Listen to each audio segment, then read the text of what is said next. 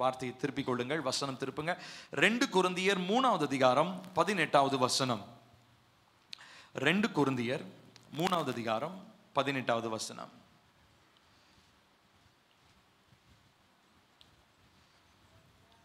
சேர்ந்து வாசிப்போம். 2 கொரிந்தியர் 3:18. 2 Corinthians chapter 3 verse 18. சேர்ந்து வாசிப்போம். நாம் எல்லாரும் திறந்த முகமாய் கர்த்தருடைய மகிமையை கண்ணாடியிலே காண்கிறது போல கண்டு ஆவியாய் இருக்கிற கர்த்தரால் அந்த சாயலாக தானே மகிமையின் மேல் மகிமை அடைந்து மறுரூபப்படுகிறோம். திரும்ப எல்லாரும் இணைந்து சேர்ந்து வாசிப்போமா? நாம் எல்லாரும் திறந்த முகமாய் கர்த்தருடைய மகிமையை கண்ணாடியிலே காண்கிறது போல கண்டு ஆவியாய் இருக்கிற கர்த்தரால் அந்த சாயலாக தானே மகிமையின் மேல் மகிமை அடைந்து மறுரூபப்படுகிறோம்.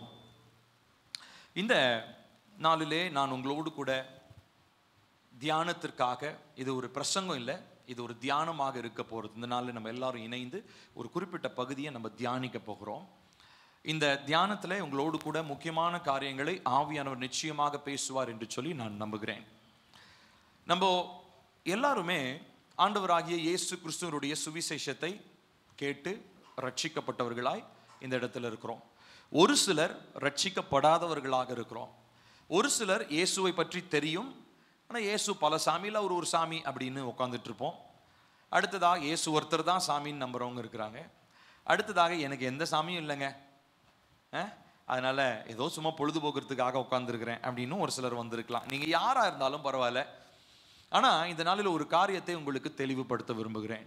வானத்தையும் பூமியும் உண்டாக்கினதான ராஜாதி ராஜாவும் ஆண்டவராகிய இயேசு கிறிஸ்து ஒருவரே இந்த பூமிக்கு வந்து தன்னுடைய சரீரத்தை மனுஷனாகிய நமக்கு பலியாக கொடுத்து பாடுகளை ஏற்றுக்கொண்டு இரத்தத்தை சிந்தி நமக்காக அவர் திரும்பவும் உயிர் தெழுந்து இப்பொழுது பிதாவினுடைய வலது பக்கத்திலே உட்கார்ந்தவராய் பரிந்து பேசி கொண்டிருக்கிறவராகிய ஆண்டவராகிய இயேசு கிறிஸ்துவை போல இந்த உலகத்தில் வேற எந்த தெய்வமும் கிடையாது.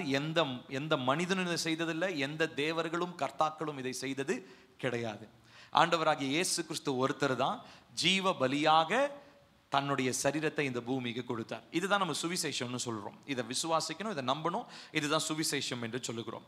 இந்த சுவிசேஷத்தை நாம் கேள்விப்பட்டவர்களாய் பல நிலையிலே, பல முதிர்ந்த நிலையில அந்த காஸ்பலை நம்ம கேட்டு இங்க வந்து உட்காந்துட்டு இருக்கிறோம். இப்போ நல்லா கவனிக்கணும். இதுல முக்கியமான ஒரு காரியம் என்ன அப்படின்னு சொல்லி சொன்னா, இந்த ஆண்டவராகிய இயேசு கிறிஸ்துவுடைய சுவிசேஷத்தை முதலாவது நீங்க கேள்விப்பட்ட உடனே அவர் ஏதோ நல்லவர், எனக்கு நன்மை செய்வாருன்னு சொல்லி அவரை நம்பி நீங்க வந்தீங்க. அதுக்கப்புறம் அவரை பற்றி தெரிந்து கொண்டீங்க. அவருடைய சீஷனாய் மாறுவதை பற்றி அறிந்து கொண்டீங்க. சிலுவை எடுத்துக்கொண்டு அவர் பின்னாடி நடப்பதை குறித்து பேசும்பொழுது ஒருவேளை அது கஷ்டமா இருந்திருந்தாலும் அதை நீங்க செய்யறதுக்கு ஆயத்தமா இருந்தீங்க ஒரு சிலர். ஏன்னா அதனுடைய விளைவுகள் உங்களுக்கு தெரியும். நித்திய வாழ்க்கை என்பதை அறிந்திருக்கிறீங்க. பரலோகம் என்பது ஒன்று இருக்கிறது என்பதை விசுவாசிக்கிறீங்க. அதனால பாடுகள் வந்தாலும் சிலுவையை சுமர்ந்து இயேசுவுக்கு பின்பதாக போவது நமக்கு ஒரு ஒரு ஒரு ஒரு ஹெல்த்தியான ஒரு லைஃப் ஸ்டைல், நல்ல ஒரு ஆரோக்கியமான ஒரு வாழ்க்கை முறையாக நமக்கு இருக்கிறது. அதில் எந்த விதமான மாற்று கருத்தும் அநேகருக்கு இல்லை என்று சொல்லி நான் நம்புகிறேன். ஆனால் இந்த நாளில் நீங்க ஒரு விஷயத்தை நல்லா கவனிச்சு பார்க்கணும் பிரியமானவர்களே. நம்ம இயேசு கிறிஸ்துவனுடைய சுவிசேஷத்தை மாத்திரமே கேட்டு பல வருடங்களாய் ஒரே இடத்துல அப்படியே உட்கார்ந்து இயேசுவை நம்புறேன், இயேசுவை நம்புறேன், இயேசு எனக்கு கடவுள் அப்படின்னு மாத்திரம் சொல்லிக்கிட்டே இருக்கிறதுக்காக நாம் அழைக்கப்பட்டவர்கள் அல்ல. நாம் அதையும் தாண்டி இன்னும் மேலான ஒரு காரியத்திற்காக நாம் அழைக்கப்பட்டிருக்கிறோம். அது என்ன அப்படின்னா, ஆண்டவராகிய இயேசு கிறிஸ்துவை போல மாறுகிறதான ஒரு அழைப்பு. இது ஒரு உன்னதமான ஒரு அழைப்பு. சரிங்களா? பொதுவாக ஆங்கிலத்தில் ஒரு ஒரு ஒரு வழக்கு சொல் இருக்கிறது, சீயிங் இஸ் பிலீவிங். எதை பார்க்கிறியோ நீ அதை நம்பலாம். எதை பார்த்து கொண்டே இருக்கிறீங்களோ, சீயிங் அப்படின்னா பார்த்து கொண்டே இருக்கு, எதை பார்த்து கொண்டே இருக்கிறீங்களோ அதை நீங்க நம்பலாம்.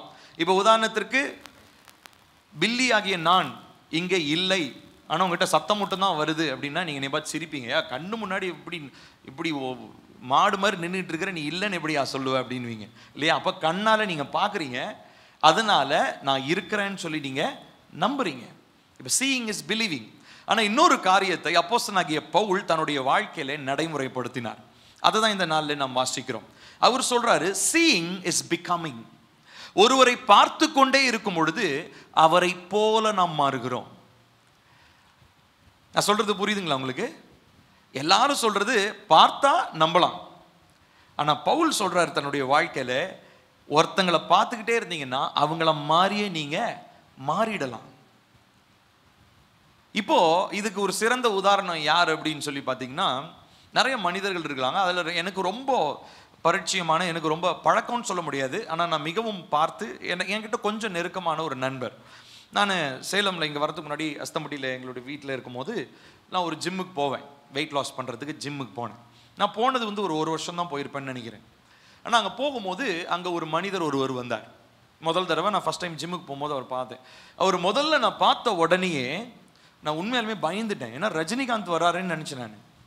உண்மையாலுமே அதாவது ரஜினிகாந்த் வந்து பார்த்தீங்கன்னா, ஒரு நடிகர் ரஜினிகாந்த் ஒரு 20 வருஷத்துக்கு முன்னாடி எப்படி இருந்தாரோ, 20-30 வருஷத்துக்கு முன்னாடி எப்படி இருந்தாரோ அப்படியே இருப்பார். அச்சசல் அப்படியே இருப்பார். கொஞ்சம் கூட, அதாவது அவர் நடக்கிறது எல்லாமே அவரை மாதிரியே இருக்கும். எனக்கு ரொம்ப அந்த ஜிம்மில் நான் மட்டும் தான் இன்றைக்கி ஃபஸ்ட் டைம் போனேன். மற்றவங்க எல்லாருமே அவரை பார்த்து கேஷுவலாக விஷ் பண்ணாங்க. அவர் ஒர்க் அவுட்லாம் பண்ணிட்டு இருந்தார், எக்ஸசைஸ்லாம் பண்ணிட்டு இருந்தார். எனக்கு கொஞ்சம் கொஞ்சமாக பழக்கமாச்சு. அப்புறம் நான் ஒரு மாதம் போனதுக்கப்புறம் அவர்கிட்ட ஒரு ஹாய் சொன்னேன். ஃபஸ்ட்டு பார்த்து சிரித்தேன்.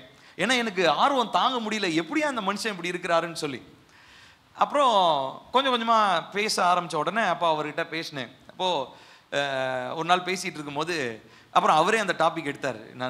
நான் ரஜினிகர் ரசிகர் மன்றம் வச்சுருக்கிறேங்க அப்படின்லாம் அதிகமாக சொல்லிட்டு இருந்தார். அப்போது நான் கேட்டேன், எப்படி உங்களுடைய முகமும் இதெல்லாம் அப்படியே மாறுனுச்சு அப்படின்னு சொல்லி நான் கேட்டேன்.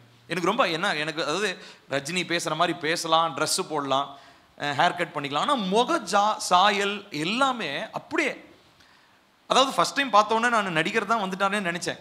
அந்த மாதிரின்னு வச்சுக்கோங்களேன். இப்போது எனக்கு ரொம்ப ஆச்சரியமாக இருந்தது. இப்போது அவர்கிட்ட நான் கேட்டேன், எப்படிங்க அதாவது நீங்கள் பேச்சு நடையெல்லாம் ஓகே, பட் உங்களுடைய அப்பியரன்ஸுமே உங்களுடைய தோற்றமுமே அந்த நடிகர் மாதிரியே இருக்குது, எப்படிங்க அப்படின்னு சொல்லி நான் கேட்டேன். அப்போது அவர் சொன்ன ஒரு காரியம் என்னை ரொம்ப சிந்திக்க வைத்தது. இந்த குறிப்பிட்ட பிரசங்க பகுதியை, இந்த தியான பகுதியை நான் தியானிக்கும் போது எனக்கு அந்த மனுஷன் நினைவுக்கு வந்தார். சரிங்களா? அவர் பேர் சதீஷ். இப்போது அவர் சொன்னார், எங்களுடைய அப்பாவுமே ரஜினி ரசிகர் தான். எங்கள் அப்பா வந்து பார்த்திங்கன்னா, எங்கள் அப்பா வீட்டில் ஃபுல்லாக ஒரு செவுத்தில் ஃபுல்லாக ரஜினியோட போஸ்டராகவே தான் இருக்கும். அடுத்ததான் நான் குழந்தையிலேருந்தே எங்கள் அப்பா நான் தூங்கி எந்திரிக்கும் போது, அதாவது தொட்டிலில் வந்து பார்த்திங்கன்னா, அந்த தொட்டிலில் அந்த குறுக்கில் ஒரு கட்டை வச்சுருப்பாங்க இல்லைங்களா, அந்த கட்டையில் வந்து ரஜினி ஃபோட்டோவை தான் கட்டி தொங்க விட்டுருப்பாராம் அப்படி. அப்போது கை குழந்தையிலேயே அந்த குழந்தை கண்ணு முழிச்சு, அது விவரமே தெரியும், வெறும் கலராக தான் தெரியும் அது. அவர் சொல்கிறாரு, தொட்டிலேயே எங்கள் அப்பா வந்து ரஜினியோட ஃபோட்டோவை வந்து அந்த குறுக்கில் வைக்கிற கட்டையில் கட்டி வச்சுருப்பார். எங்கள் வீட்டில் எல்லாம் மூளை முடுக்கு எங்கள் வீட்டில் எல்லாருமே ரஜினி ஃபேன்ஸ் தான். அதனால் எங்கள் வீட்டில் செவரெல்லாம் அவருடைய போஸ்டராக இருக்கும். எங்கள் டிவியில் அவருடைய சினிமா தான் ஓடும். எங்கள் ஆடியோ சிஸ்டமில் அவருடைய பாட்டு தான் கேட்கும். இது மாத்திரம் தான் ஃபுல்லாக. இப்போது நான் கேட்டேன், எப்போ குழந்தையில இருந்தேங்க அப்படின்றார். இப்போது ஒரு விஷயத்தை நான் புரிஞ்சுக்கிட்டேன். இவருடைய அப்பா எப்படி இருந்தாரெல்லாம் எனக்கு தெரியாது. ஆனால் இவர் குழந்தையிலிருந்தே ஒருத்தரை பார்த்து பார்த்து பார்த்து பழகி அவங்க அப்பாவை சின்ன வயசுலேருந்தே அவரை ரஜினி படத்தை கூட்டிகிட்டு போவாராம். அப்படி அதாவது ரஜினியை பற்றியே தான் அவங்க அப்பா சொல்லி கொடுத்துருக்கிறார் ஃபுல்லாக. இப்போ அவருடைய முகம் சாயல் முதற்கொண்டு ஒரு நடிகனை, வேறொரு மனிதன், அந்த மனுஷன் அவர் உலக பிரகாரமான மனுஷன், அவரை போலவே இந்த மனிதன் மாறிவிட்டார். சரிங்களா? இப்போது இந்த காரியம் எனக்கு நினைவுக்கு வருகிறது. இப்போது அற்பமான ஒரு மனிதனை போல வேறொரு மனிதன் மாற வேண்டும் என்று ஆசைப்படும் பொழுது, ஆண்டவராகிய இயேசு கிறிஸ்துவனுடைய சுவிசேஷத்தை கேட்டவர்களாய், மீட்கப்பட்டவர்களாய், ரொம்ப முக்கியமா பரலோக ராஜ்யத்தினுடைய பிரதிநிதிகளாக இந்த இடத்துல வந்திருக்கிறதான நீங்களும் நானும், நம்முடைய எதிர்பார்ப்பு என்ன? நம்ம எப்படிப்பட்டவர்களாக இருக்கிறோம்? நாம் யாரை பார்க்கிறோம், யாரை பிரதிபலிக்கிறோம்? யாரை அதிகம் பார்க்கிறோமோ அவர்களை போலதான் நாம் மாறுகிறோம். யாரை நாம் அதிகம் கவனிக்கிறோமோ அவர்களை போலதான் நாம் மாறிக்கொண்டிருக்கிறோம். சரிங்களா? இப்போ ஆண்டவராகிய இயேசு கிறிஸ்துவை பார்க்கிறவர்களாக நீங்கள் இருக்கிறீர்களா அப்படின்ற ஒரு கேள்வியை உங்க முன்னாடி நான் வைக்கிறேன். ஆண்டவராகிய இயேசு கிறிஸ்துவை பார்க்கறது ஒருவேளை நீங்க ஜீசஸ் ஃபிலிம்ல பார்த்துருக்கலாம், சோசன் டிவி சீரீஸ்ல நீங்க பார்த்துருக்கலாம், இல்லை நீங்கள் ஒரு 30 வருஷத்துக்கு முன்னாடி இருந்த ஆளாக இருந்தால் கருணாமூர்த்தி என்கிறதான ஒரு திரைப்படத்தில் நீங்கள் அவரை பார்த்துருக்கலாம். ஒவ்வொரு இயேசுவும் ஒவ்வொரு மாதிரி இருந்தார். சன் ஆஃப் காட்ன்ற ஒரு மூவியில் ஒரு ஜீசஸ்ன்ற ஒரு மூவியில் ஒரு ஜீசஸ், சோசனில் வர ஜீசஸ் ஒரு ஜீசஸ், பேஷன் ஆஃப் த கிரைஸ்ட்ல ஒரு ஜீசஸ், ஆளாளுக்கு பல ஜீசஸ் கேஸ்ட் பண்ணாங்க, பலர் ஜீசஸாக நடிச்சிருக்கிறாங்க. ஆனா நீங்க ஒரு விஷயம் கவனிக்கணும், யாருமே இயேசு கிறிஸ்துவனுடைய முழுமையை வெளிப்படுத்த முடியவே இல்லை, யாராலுமே முடியல. இதுவரைக்கும் நடித்ததான அந்த மனிதர்கள் எல்லார்கிட்டையுமே ஒரு இன்டர்வியூ எடுத்தாங்க, எல்லாரோட இன்டர்வியூ இருக்குது. அதில் பார்த்தீங்கன்னா அவருடைய வாழ்க்கை என்னால் வாழ முடியல, நான் நடிச்சிருக்கிறேன் ஆனால் அவருடைய வாழ்க்கை என்னால் வாழ முடியல என்று சொல்லி எல்லா மனிதர்களுமே. இப்போ வரைக்கும் ரீசெண்டாக இருக்கிற ஜானதன் ரவுமி சோசன் டிவி சீரிஸ், ஒருவேளை நீங்கள் பார்க்குறவங்களா இருந்தால் அந்த சீரீஸில் அவரும் சொல்கிறாரு, என்னால் முடியல, இயேசுவை போல நடிக்கிறது ரொம்ப கஷ்டமாக இருக்குது, அவரை மாதிரி நடிக்க கூட முடியல. ஆனால் பவுல் சொல்கிறாரு, மகிமையின் மேலே மகிமை அடைந்து அவரை போல நீங்களும் நானும் மறுரூபமாக்கப்பட வேண்டும். இப்போ இந்த 2025 ஆண்டுக்குள்ள நீங்கள் நுழையிறதுக்கு முன்னாடி உங்ககிட்ட நான் ஒரு வேண்டுகோள் வைக்கிறேன். Who you see is who you become. நீங்கள் யாரை பார்க்கிறீர்களோ நீங்கள் அவரை போல நீங்கள் மாறுகிறீர்கள். இப்போ அவரை பார்க்கும் பொழுது நடக்கிற காரியம் என்னென்ன அப்படின்னு சொல்லி ஒரு 4 முக்கியமான காரியங்களை சொல்லி நான் முடிக்க விரும்புகிறேன். முதலாவது, நாம் இயேசு கிறிஸ்துவை பார்க்கும் பொழுது நமக்கு ஒரு முனைப்பு, அதாவது நமக்கு ஒரு பர்சவியரன்ஸ், ஒரு விடாமுயற்சி நமக்கு தேவைப்படுகிறது. சரி, இப்போ இயேசுவை பார்ப்பது என்று சொன்னால் இயேசுவை மாம்சத்தில், அதாவது இந்த மாம்ச கண்ணினால நம்மளால பார்க்க முடியுமா அப்படின்னா முடியும். ஆனால் அதற்கு முன்னாடி முதலாவது ஆவியின் கண்களிலே நாம் இயேசுவை பார்க்கணும். இதெல்லாம் ஆவியின் கண்கள் மாம்ச கண்களில் இயேசுவை பார்க்கறதெல்லாம் இருக்கிறதுக்கு முன்னாடி முதல்ல வசனத்தில் அவர் யார் என்பதை நம்ம பார்க்கணும். இப்போ நான் உங்களுக்கு ஒரு இயேசுவை பற்றி சொன்னேன், அந்த இயேசுவை நம்பி தான் இத்தனை வருஷமாக நீங்கள் இருக்கிறீங்க. ஆனால் உங்களுக்குன்னு வெளிப்படுத்தப்படுகிற இயேசுவினுடைய ஒரு தன்மை இருக்கிறது, அதை நீங்களாக தான் நீங்கள் என்ன பண்ண முடியும், ஆராய்ந்து அறிந்து கொள்ள முடியும். நான் சொல்கிறது புரியுதுங்களா? இப்போது நான் ஒரு மனிதனை பற்றி உங்களுக்கு சொல்கிறேன். இப்போ நான் என்னுடைய மனைவி திருமணமாகி வந்த உடனே என் மனைவி இப்படி, என் மனைவி அப்படின்னு சொல்லி நான் உங்ககிட்ட நான் சொன்னேன் அப்படின்னா ஓஹோ அப்படின்னு சொல்லி கேட்பீங்க, அவ்வளோதான். ஆனால் என் மனைவியோடு நீங்கள் பல ஆண்டுகள் நீங்கள் எல்லாருமே இருந்ததுக்கப்புறம் இப்போ என் மனைவி யார் என்பதை உங்களுக்கு நல்லாக தெரியும். அவருடைய சுபாவம் என்ன, அவங்க பேச்சு என்ன, இல்லையா, இது எல்லாமே தெரியும். எதனால? நான் சொன்னதுனாலயா பழகுனதுல இல்லையா? சொல்லுங்களேன். பழகுனதுனால. இப்போ இதே தான் நம்மளும் செய்யணும். நிறைய பேர் ஆனால் என்ன ஆயிட்டோம் தெரியுமா, அவரை பற்றி யாரோ ஒருத்தங்க சொன்னாங்க, அவரை பற்றி என்ன கேட்டோமோ அந்த தகவல் மட்டும்தான் நம்ம மூளையில் இருக்குது. அவரை அறிந்து கொள்வதற்காக நம்ம எந்த ஒரு முயற்சியும் எடுக்கவில்லை. இயேசுவை பற்றி ஒருத்தங்க சொன்னாங்க, இயேசுவை பற்றி நான் கேள்விப்பட்டேன், அதில் நான் உண்மையாக இருக்கிறேன் போதும்பா அப்படின்னா இனி வருகிற நாட்கள் அப்படி இருக்க முடியாது. இனி வருகிற நாட்கள் யாரால தைரியமாக இருக்க முடியும் தெரியுங்களா? ஆண்டவராகிய இயேசு கிறிஸ்துவை முகமுகமாக பார்க்கிறவங்களும், இயேசு கிறிஸ்துவனுடைய சாயலை தரித்து கொள்றவங்களும், இயேசுவை போல வாழ்றவங்களால மாத்திரம்தான் வருகிற நாட்கள் ஆசீர்வாதமான செழிப்புள்ள நாட்களாக இருக்க முடியும். மற்றவர்களுக்கு எல்லாமே இது ஒரு சவால் நிறைந்த தோல்வியான ஒரு வாழ்க்கையாக இருக்க போகிறது. ஸோ முதலாவது நமக்கு ஒரு விடாமுயற்சி நமக்கு தேவை. To persevere to see Jesus. இயேசுவை பார்ப்பதற்கு நமக்கு ஒரு ஆசை, ஒரு ஆவல் தேவை. எபிரேயர் 5வது அதிகாரம் வேகமாக நான் வாசிக்கிறேன், நான் வெயிட் பண்ணுறதுக்கு டைம் இல்லை. எபிரேயர் 5:7-8 வசனங்கள் விதமாய் சொல்லுகிறது, அவர் மாம்சத்தில் இருந்த நாட்களில் தம்மை மரணத்தினின்று ரட்சிக்க வல்லமை உள்ளவரை நோக்கி பலத்த சத்தத்தோடும் கண்ணீரோடும் விண்ணப்பம் பண்ணி வேண்டுதல் செய்து தமக்கு உண்டான பயபக்தியின் நிமித்தம் கேட்கப்பட்டு அவர் குமாரனாயிருந்தும் பட்டப்பாடுகளினாலே கீழ்ப்படிதலை கற்றுக்கொண்டு தாம் பூரணரான பின்பு தமக்கு கீழ்ப்படுகிற யாவரும் நித்திய ரட்சிப்பை அடைவதற்கு காரணராகி மெல்கிசேதேக்கின் முறைமையின்படி பிரதான ஆசாரியர் என்று தேவனாலே நாமம் தரிக்கப்பட்டார். பாருங்க, அவர் எப்படிப்பட்டவராக இருக்கிறார்களாம், மாம்சத்திலிருந்து நாட்களில் தம்மை மரணத்திலிருந்து ரட்சிக்க வல்லமை உள்ளவரை நோக்கி பலத்த சத்தத்தோடு விண்ணப்பம் பண்றாரு. இப்போ என்ன ஆகிறாருங்க, அவர் குமாரனாயிருந்தும் பட்ட பாடுகளினாலே கீழ்ப்படிதலை கற்றுக்கொண்டு தாம் பூரணரான பின்பு தமக்கு கீழ்ப்படுகிற யாவரும் நித்திய ரட்சிப்பை அடைவதற்கு காரணமா இருக்கிறார். இப்ப கவனிக்கணும், எதனால ஒரு பூரணர் அடைந்தார்? பிதாவினுடைய வார்த்தைக்கு கீழ்ப்படிந்ததினாலே. இப்போ தேவன் நம்ம கிட்டயும் அதான் எதிர்பார்க்கிறார், நம்ம கிட்ட ஒரு கீழ்ப்படிதல், ஒரு ஒபீடியன்ஸ் எதிர்பார்க்கிறார். எப்படிப்பட்ட ஒபீடியன்ஸ், எப்படிப்பட்ட கீழ்ப்படிதல்? என்னுடைய குமாரனை இந்த பூமிக்கு அனுப்புனேன், அவரை ஒரு மாதிரியாக, ஒரு முன்மாதிரியாக வைத்து உங்க எல்லாருக்கும் இப்படிதான் வாழணும்னு சொல்லி கொடுத்துருக்கிறேன். இதன்படி வாழ்வதற்கான ஒரு கீழ்ப்படிதல், இதற்கு நமக்கு ஒரு விடாமுயற்சி தேவையாக இருக்கிறது. அடுத்ததாக ஆண்டவராகிய இயேசு கிறிஸ்துவை போல நம்ம மாறுறதுக்கு, இயேசுவை பார்த்து அவரை போல மாறுறதுக்கு நமக்கு ஒரு விசேஷமான ஒரு பலன் நமக்கு தேவைப்படுகிறது. we need a strength and energy to become like Jesus. சும்மா சாதாரணமா எல்லாரும் இயேசுவை போலலாம் மாறிட முடியாது. ஆத்துமாவின் காயங்களை பற்றி நம்ம 3 நாள் பேசணும். அது நீங்க கேட்கும் போதே நிறைய பேர் என்கிட்ட சொன்னீங்க, வில்லி நீ சொல்றதெல்லாம் பார்த்தா ரொம்ப கஷ்டமா இருக்குப்பா, யாரு என்ன சொன்னாலும் ஏசப்பா ஆமாங்க சோத்திரம் சோத்திரம் ஆமேன் சோத்திரம், சந்தோஷமா சொன்னா அல்லேலூயா, காரி துப்புனாங்கன்னா தொடச்சிட்டு சோத்திரம், இப்படிலாம் ரொம்ப கஷ்டமா இருக்கே பில்லி அப்படின்னு ஒரு வேளை நீங்க நிறைய பேர் என்கிட்ட கேட்டிருக்கிறீங்க, நிறைய பேர் நீங்க யோசிச்சிருக்கலாம். ஆனா நீங்க நினைக்கிற மாதிரி இயேசுவை போல மாறுவது என்பது சாதாரணமான ஒரு காரியம் அல்ல. இப்போ இந்த வருகிறதான புதிய வருடம் நீங்க இந்த நாளில் ஒரு தீர்மானம் எடுங்க, சரியா? இந்த நியூ இயர் இன்னும் கொஞ்ச நேரம், ஒரு 20 மினிட்ஸில் நம்ம நியூ இயருக்குள்ளே நம்ம நுழைய போகிறோம். இந்த நியூ இயரில் நுழையும் பொழுது ஒரே ஒரு டெசிஷன், வேறு எதுவும் பண்ணாதீங்க, சரிங்களா? நான் இன்னைக்கு கூட நான் ஸ்டேட்டஸ் வச்சேன், எத்தனை பேர் பார்த்தீங்கன்னு தெரியல, அது ஆங்கிலத்தில் இருந்திருக்கும், நான் சொல்கிறேன் பாருங்கள். ஒரு ஊழியக்காரர் விதமாக சொல்கிறார், யாரும் புது வருஷத்தில் தீர்மானம்லாம் எடுக்காதீங்க, எப்படி இருந்தாலும் 2 மாதத்தில் அது என்ன ஆகிடும், ஆமாம் அது எங்கேயோ போயிடும், 2 மாதத்தில் காணாமல் போயிடும்.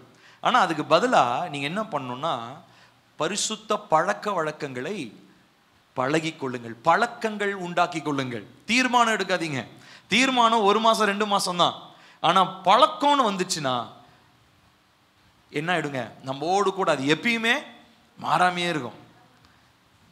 நான் சொல்றது புரியுதுங்களா? பழமொழி இருக்கு இல்லைங்களா, தொட்டில் பழக்கம் சுடுகாடு வரைக்கும், அதே தான். ஸோ நீங்க என்ன பழகுறீங்களோ, இப்போ நீங்க இயேசுவை போல மாறுறதுக்கு என்ன பழகுறீங்க? அவருடைய வார்த்தையை வாசிங்க, அவரோடு கூட நேரத்தை செலவழிங்க, அவரை போல மாறணும். ஏசப்பான அவங்கள பார்க்கணும். இந்த புது வருஷத்துல அந்த அது மாத்திரம் டிசிஷன் எடுங்க. ஏசப்பா நான் என்ன ஆகணும், உங்களை போல மாறணும். இது பெரிய விஷயமா? மனிதனா யோசிச்சிங்கன்னா அது ரொம்ப நடக்காத ஒரு இம்பாசிபிளான டாஸ்க். ஆனால் ஆவியானவருடைய துணையோடு கூட நல்ல பழக்க வழக்கங்களை நீங்கள் பழகிட்டீங்கன்னா நிச்சயமா இயேசுவை வெளிப்படுத்துவது நமக்கு சிரமமான விஷயமா இருக்க போவதே இல்லை. ஹல்லேலூயா. அப்போ 2வது நாம் புரிந்து கொள்ள வேண்டிய ஒரு காரியம், நமக்கு ஒரு பலன் நமக்கு தேவைப்படுகிறதா இருக்கிறது. ஏனென்று சொன்னால் அவருடைய பலவீனத்தில் நம்முடைய பலவீனத்தில் அவர் சொல்றாரு, அவருடைய பலன் எப்படி இருக்குமா, பூரணமாய் விளங்கும். 2 கொரிந்தியர் 12:9-10 நம்ம வாசிக்கிறோம். பவுல் கேட்டப்போ அவர் சொல்றாரு, என் கிருபை உனக்கு போதும், பலவீனத்திலே என் பலம் பூரணமாய் விளங்கும் என்றார். ஆகையால் கிறிஸ்துவின் வல்லமை என் மேல் தங்கும்படி என் பலவீனங்களை குறித்து நான் மிகவும் சந்தோஷமாய் மேன்மை பாராட்டுவேன். அந்தபடி நான் பலவீனமாய் இருக்கும் போதே பலமுள்ளவனாய் இருக்கிறேன். ஆகையால் கிறிஸ்துவின் நிமித்தம் எனக்கு வரும் பலவீனங்களிலும் நிந்தைகளிலும் நெருக்கங்களிலும் துன்பங்களிலும் இடுக்கண்களிலும் நான் பிரியப்படுகிறேன். இப்ப பவுல் இந்த அளவுக்கு எக்ஸ்ட்ரீமா போனதற்கான காரணம் என்ன தெரியுங்களா? இயேசுவை போல மாறுகிற ஒரு வாஞ்சை. இன்னொரு இடத்துல கூட பவுல் சொல்றாரு, நான் உங்க எல்லாரையும் விட்டுட்டு இந்த தேகத்தை விட்டு சீக்கிரம் போயிடணும்னு ஆசையா இருக்குது, உலகத்தை விட்டு சீக்கிரம் ஏசப்பாட்ட போகணும்னு ஆசையா இருக்குது. ஏன் அந்த மனுஷன் அவ்வளோ விரக்தி ஆயிட்டாரா? வாழ்க்கையை வெறுத்துட்டாரா? இல்லை, வாழ்க்கையெல்லாம் அவர் வெறுக்கல. வாழ்க்கை வெறுத்ததான் என்ன பண்ணுவான், செத்துட்டா பரவாயில்லங்கன்னு இல்லையா?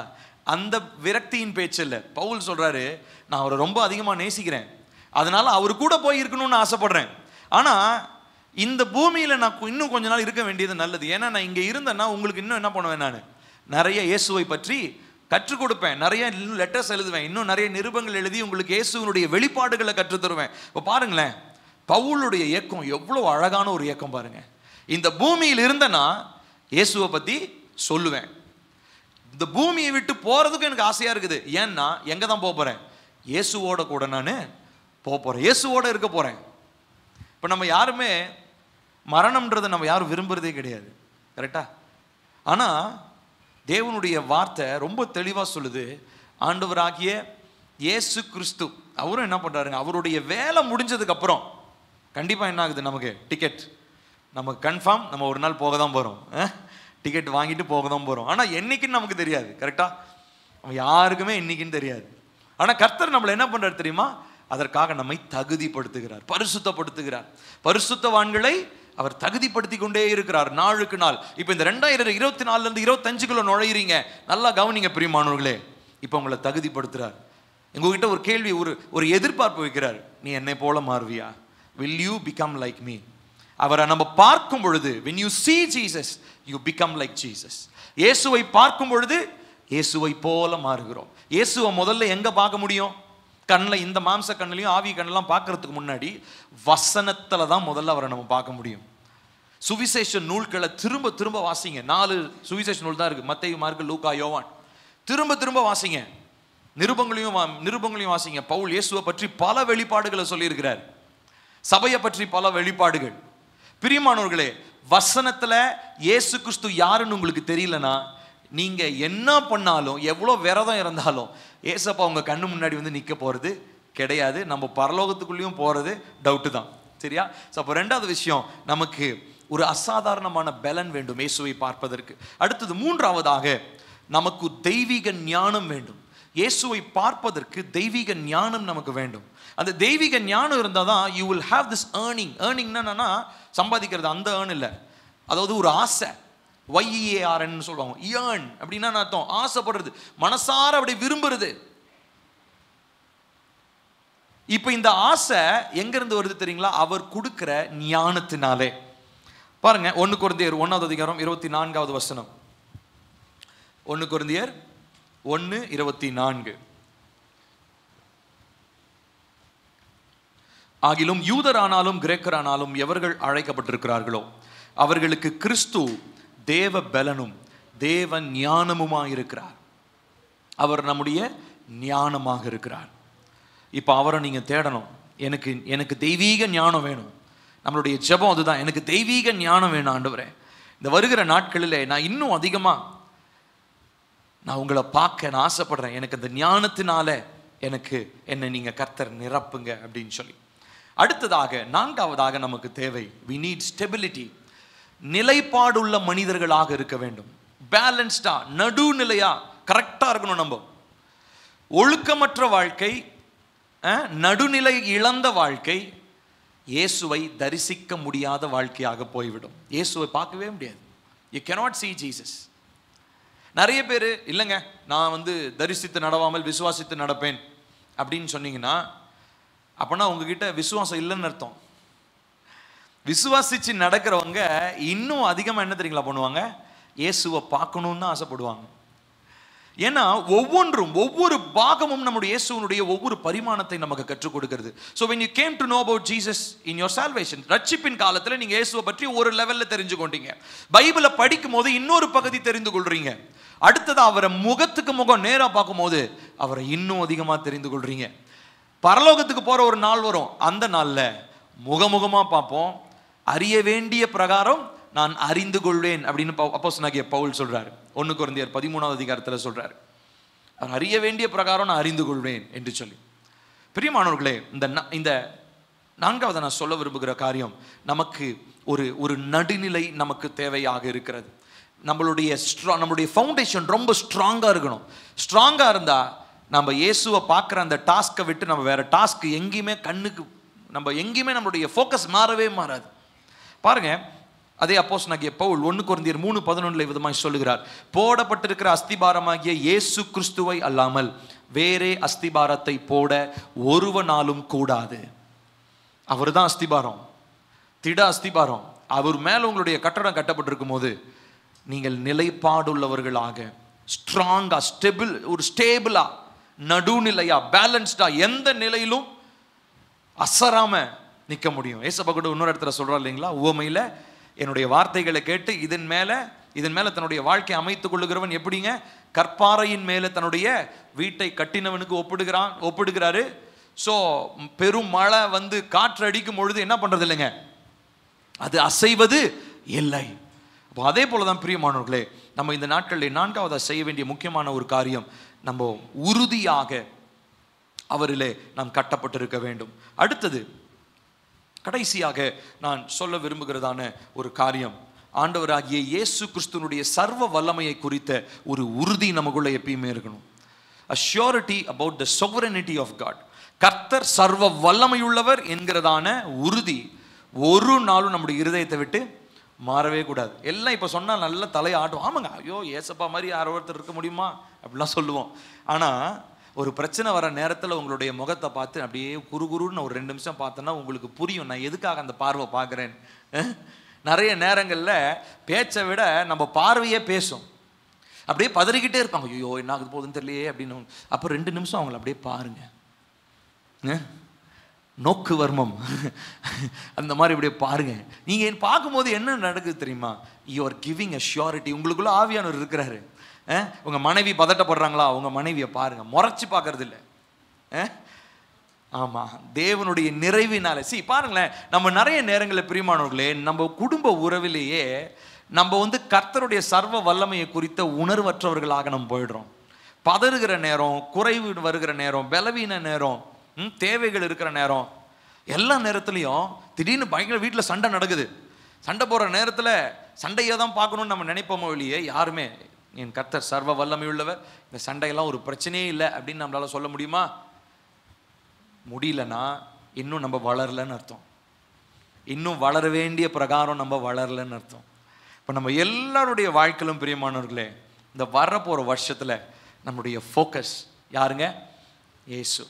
இந்த புது வருஷத்தில் தீர்மானம் என்ன தெரியுங்களா? இயேசுவை போல நான் மாறணும். ரொம்ப கடினமான ஒரு காரியம்தான், ஆனால் முடியாதது அல்ல. பரிசுத்த ஆவியானவர் நமக்குள்ள இருக்கும் பொழுது, தேவனுடைய அன்பு நம்முடைய இருதயத்தை நிரப்பி இருக்கும் பொழுது, கர்த்தருடைய வார்த்தைகள் ஆழமாய் நம்முடைய இருதயத்தில் பதிந்து இருக்கும் பொழுது, இது சிரமமான ஒரு காரியமாக இருக்க போவது இல்லை. சரிங்களா? இப்போ இந்த வசனத்தை திரும்ப நம்ம வாசிச்சு நம்ம முடிக்க போறோம். யாவரும் எழுந்து நிற்கலாமா? அந்த முதல்ல வாசிச்ச வசனம் 2 கொரிந்தியர் 3:18 நம்ம வாசிக்க போறோம். இயேசுவை போல மாற போறோம். இதுதான் இந்த வருஷத்தில் நம்ம கேட்குறோம். கரெக்டாக இந்த வருஷ கடைசிலையும் ஆண்டவர் நம்மகிட்ட அந்த ஆத்துமாவின் காயங்களை பற்றி பேசும்போது நான் உங்களோட அதை தான் நான் பகிர்ந்து கொண்டேன் இல்லைங்களா?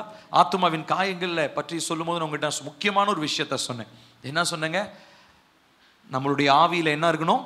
ஆவியின் கனிகள் வெளிப்பட ஆரம்பிக்கும் பொழுது நம்முடைய சுபாவம் முழுவதுமாக யாரை போல மாற்றப்படுகிறோம்?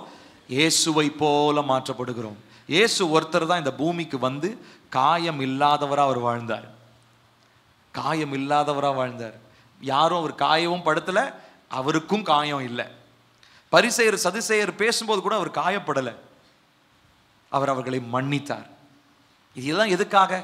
இயேசுவை போல நம்ம மாறணும். அதற்காக தான் இவ்வளோ போதனைகள். இந்த வருஷம் ஃபுல்லாக நம்ம பண்ண ஜெபம் எல்லாமே நம்மளை அடுத்த வருஷத்துக்குள்ளே கூட்டிகிட்டு போகும்போது நம்ம ஒரு விஷயத்தை மறந்துடக்கூடாது. நம்முடைய ஒரே ஒரு நோக்கம் 2025 இயேசுவை போல மாறணும். நம்ம எல்லாரும் கண்களை மூடுவோமா? கண்களை மூடுவோம். தேவனை நோக்கி பார்க்க போகிறோம்.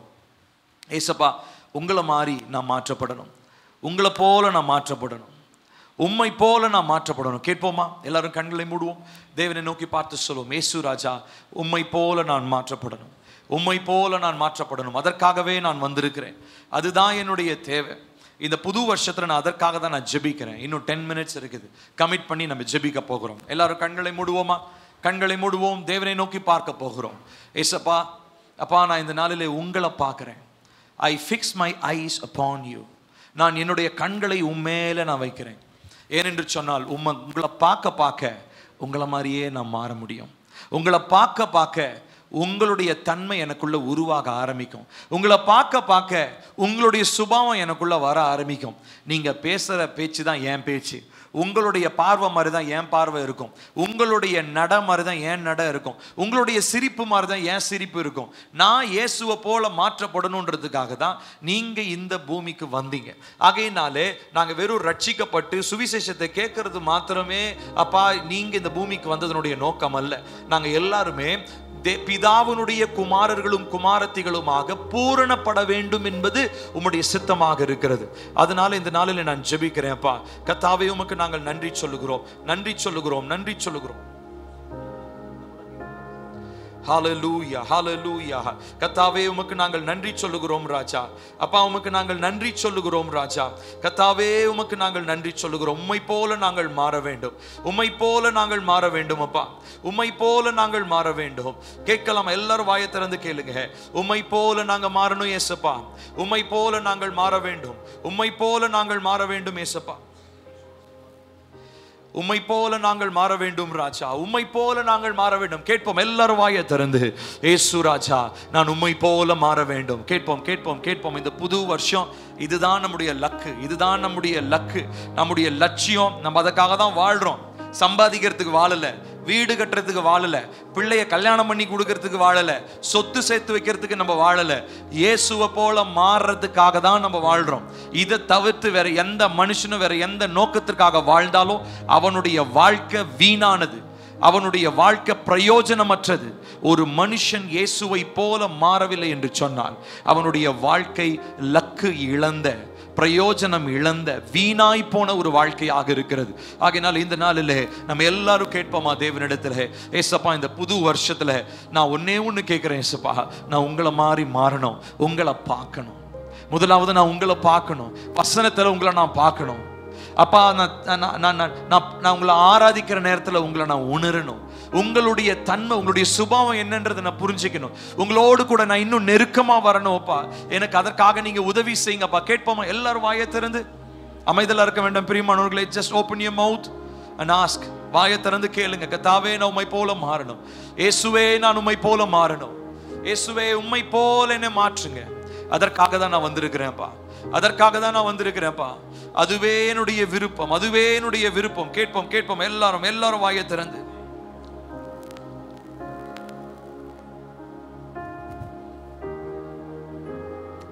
ஹல்லேலூயா.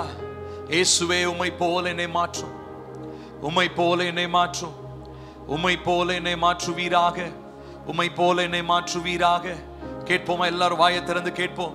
இயேசு ராஜா உம்மை போல என்னை மாற்றுங்கப்பா, உம்மை போல நான் மாற்றப்பட வேண்டும். அதுவே அப்பா என்னுடைய விருப்பம், அதுவே என்னுடைய விருப்பம்.